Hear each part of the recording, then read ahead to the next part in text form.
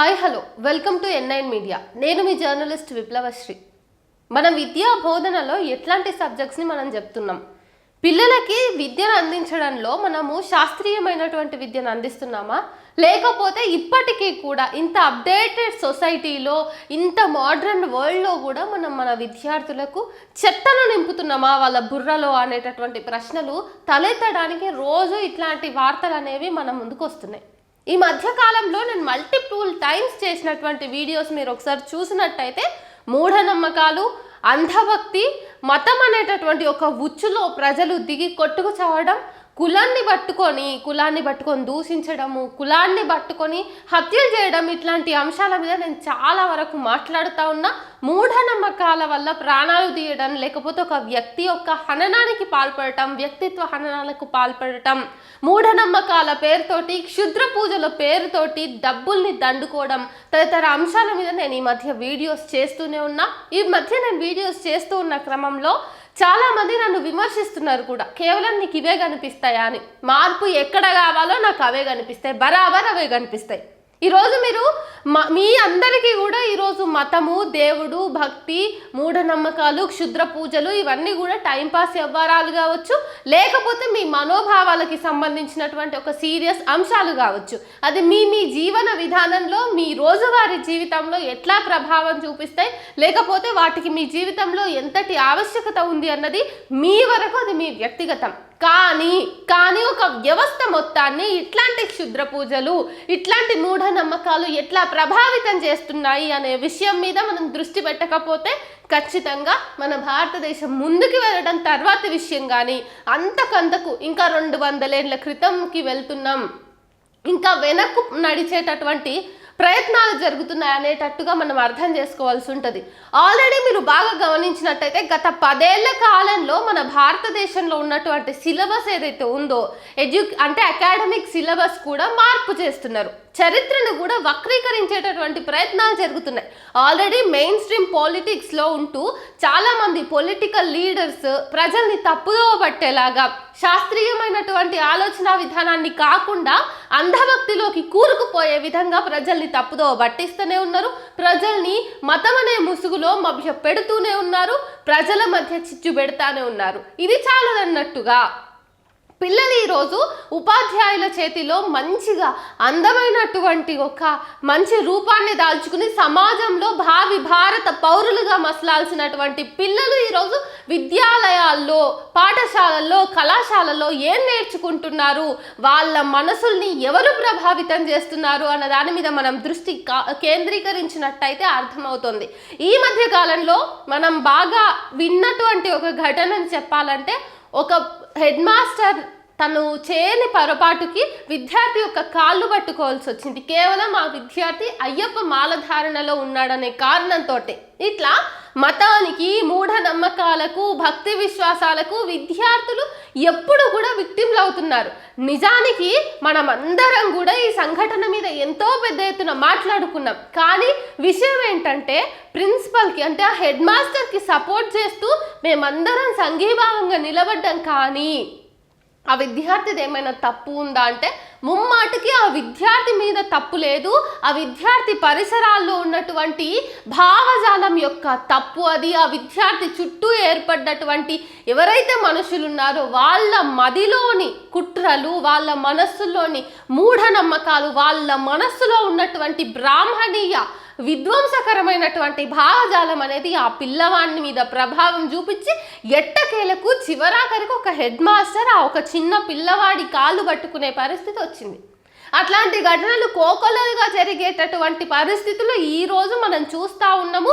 రీసెంట్గా కూడా ముస్లిం అబ్బాయిలను పట్టుకొని బలవంతంగా ఉత్తరప్రదేశ్లో జై శ్రీరామ్ అని నినాదం చేయాల్సిందే అని చెప్పేసి కూడా అక్కడ కొంతమంది హిందూ మూక వాళ్ళ మీద ఫోర్స్ పెట్టారు. జై శ్రీరామ్ అనకపోతే వదిలిపెట్టేదే లేదని చెప్పేసి భయభ్రాంతులకు గురయ్యేలాగా చేశారు. చిన్న చిన్న పిల్లల మీద ఈరోజు మతానికి సంబంధించినటువంటి ఎన్నో విధమైనటువంటి విషయాలు పైన రుద్దబడుతున్నాయి. ఈరోజు గత 10 సంవత్సరాల నుంచి డే బై డే మతానికి సంబంధించినటువంటి అంశాలు చాలా రకాలుగా విస్తరించే ప్రయత్నాలు కనిపిస్తూ ఉన్నాయి. వాట్సాప్ యూనివర్సిటీ అయితే ఏంటి, బీజేపీ ఐటీ సెల్ అయితే ఏంటి, ఆర్ఎస్ఎస్ సంఘ పరివార్ విహెచ్పిలకి సంబంధించినటువంటి సోషల్ మీడియా హ్యాండిల్స్ అయితేనేమి ప్రజల్ని తప్పుదోవ పట్టించేందుకు శాయశక్తుల ప్రయత్నం చేస్తానే ఉన్నాయి. మనుషుల్ని, పౌరుల్ని శాస్త్రీయ దృక్పథం వైపు కాకుండా, సైంటిఫిక్ టెంపర్ వైపు కాకుండా మూఢనమ్మకాలు, మూఢ విశ్వాసాలు, అంధభక్తి వైపే మళ్లించి వాళ్ళ రాజకీయ క్రీడలు వాళ్ళు ఆడుకునే విధంగా విచ్చలవిడిగా ప్రజల్ని మోసం చేసి దండుకునే విధంగా ఈరోజు దేశంలో పరిస్థితులు ఉన్న నేపథ్యంలో ఇవన్నీ పెద్దవాళ్ళ వ్యవహారాలే, పిల్లల మీద ఎటువంటి ప్రభావం పడదు అని మనం అనుకుంటే అత్యంత పొరపాటు ఇదే అవుతుంది. ఎందుకంటే రేపటి తరం మీద ఈరోజు పెద్దవాళ్ళుగా ఉన్నటువంటి అడల్ట్స్ చేస్తున్నటువంటి రాజకీయ క్రీడలు కానీ, మతానికి సంబంధించినటువంటి లొసుగులు కానీ ఆ పిల్లల మీద ఎట్లా ప్రభావం చూపిస్తాయి అనే అంశాన్ని మనము లైట్ తీసుకున్నట్టయితే, పెడచెవిన పెట్టినట్టయితే మన దేశపు భవిష్యత్తు మొత్తం ప్రమాదంలో పడక తప్పదు. ఇప్పటి వరకు మనం క్షుద్ర పూజలు అంటే పెద్దవాళ్ళకి సంబంధించినటువంటి ఒక వ్యవహారంగానే పరిగణించినాం. కానీ ఈ రోజు వెలుగులోకి వచ్చిన ఒక వార్తని మనం చూసుకున్నట్టయితే కర్నూలు జిల్లాలోని బీతాండ్రపాడు అనే ఒక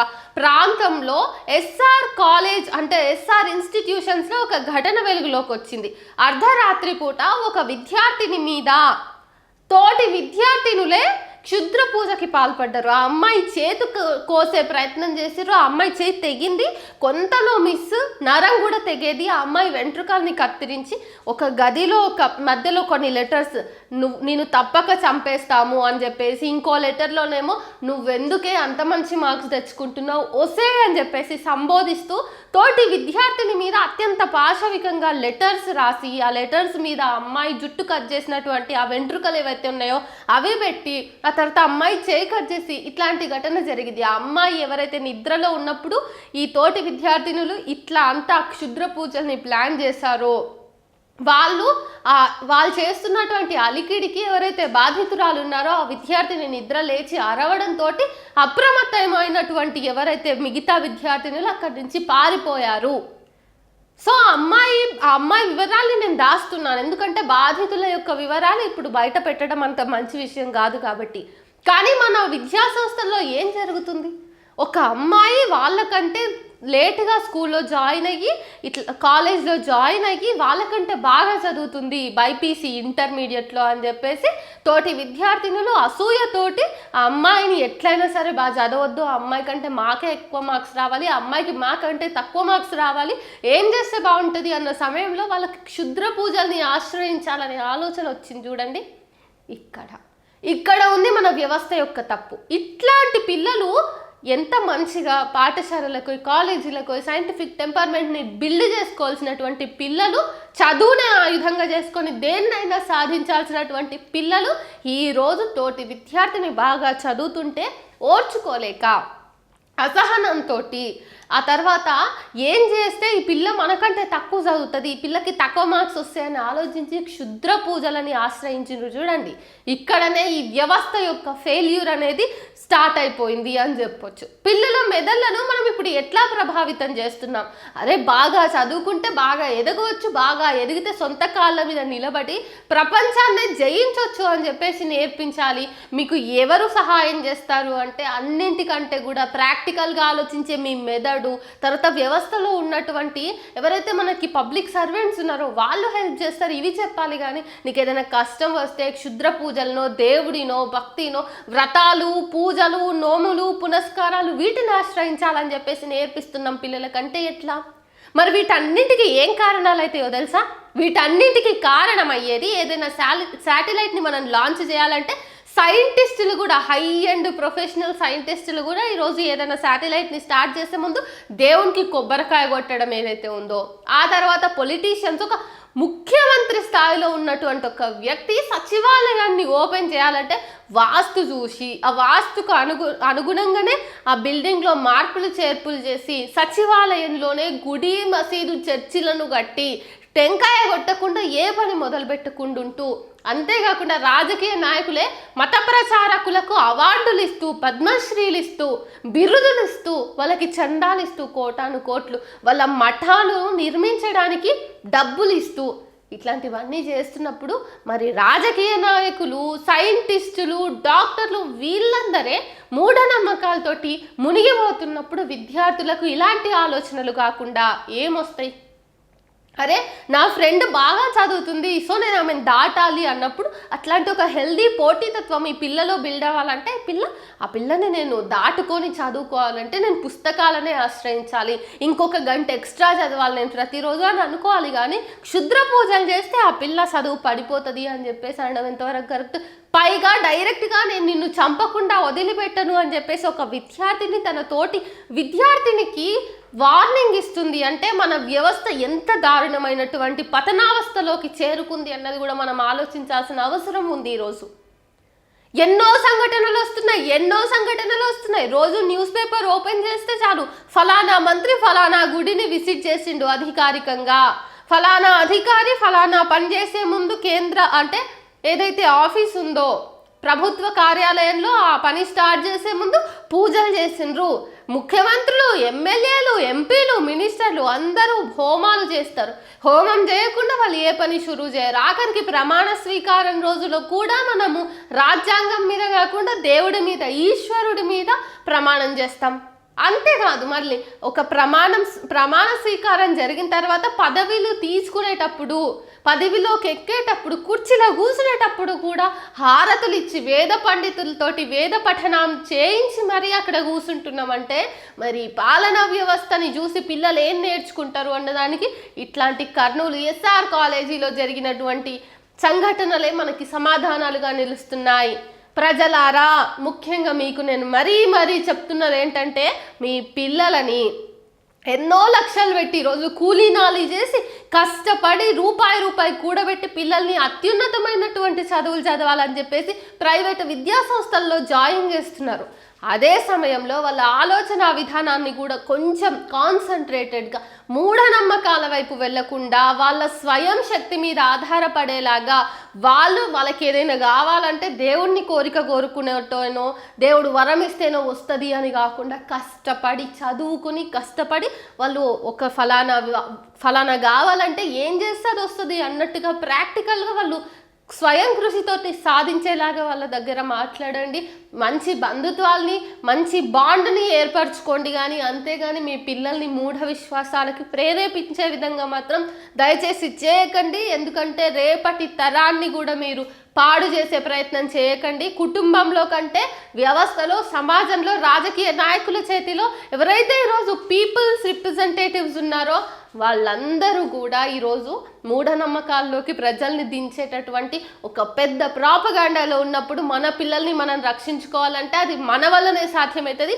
కేవలం కుటుంబంలోని తల్లిదండ్రులు మాత్రమే పిల్లలను అంధవిశ్వాసాల్లోకి వెళ్లకుండా వాళ్ళు కూడా భక్తి పేరిట జరిగేటటువంటి రాజకీయ కుట్రల్లో భాగం అవ్వకుండా వాళ్ళని వాళ్ళు పరిరక్షించుకోవాలంటే ఉన్నది ఒకే ఒక్క మార్గం, రాజ్యాంగాన్ని నమ్మడం, రాజ్యాంగంలో పొందుపరిచినటువంటి మన హక్కులు, మన బాధ్యతల కోసం మనం ప్రశ్నిస్తూ మన బాధ్యతల్ని నిర్వర్తిస్తూ ఎక్కడ అవకతవకలు జరిగితే అక్కడ చట్టబద్ధంగా చర్యలు తీసుకునేలాగా చేయటం.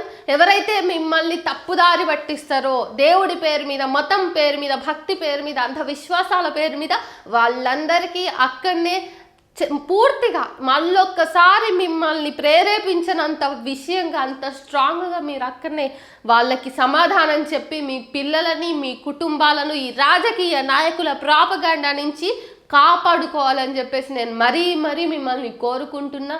మీ చేతుల్లోనే ఈ సమాజం ఉంది, మనందరి చేతుల్లోనే ఈ భారతదేశపు అభ్యున్నతి ఉంది. మనం ఈరోజు రాజకీయ నాయకులు ప్లే చేస్తున్నటువంటి రిలీజియన్ పాలిటిక్స్లో మనం కూడా పిచ్చిగొర్రెల్లాగా తయారైనామంటే రేపు మన భవిష్యత్తే ఉండదు. రాజకీయ నాయకులకేమో ఒక్కసారి పదవి వస్తే జీవితాంతం వాళ్ళకి పెన్షన్ వస్తుంది, వాళ్ళకి పదవి ఉన్నా లేకపోయినా పైసలు వస్తూనే ఉంటాయి. వాళ్ళు దండాలు నడిపించుకుంటారు, వాళ్ళు చాలా రకాలైనటువంటి దోపిడీలో భాగస్వాములుగా ఉన్నారు కాబట్టి వాళ్ళకి ఎట్లయినా పూట గడుస్తుంది. కానీ ఏం లేని మనమే ఆఖరికి గొర్రెలం అవుతాము. జాగ్రత్తగా ఉండండి మిత్రులారా.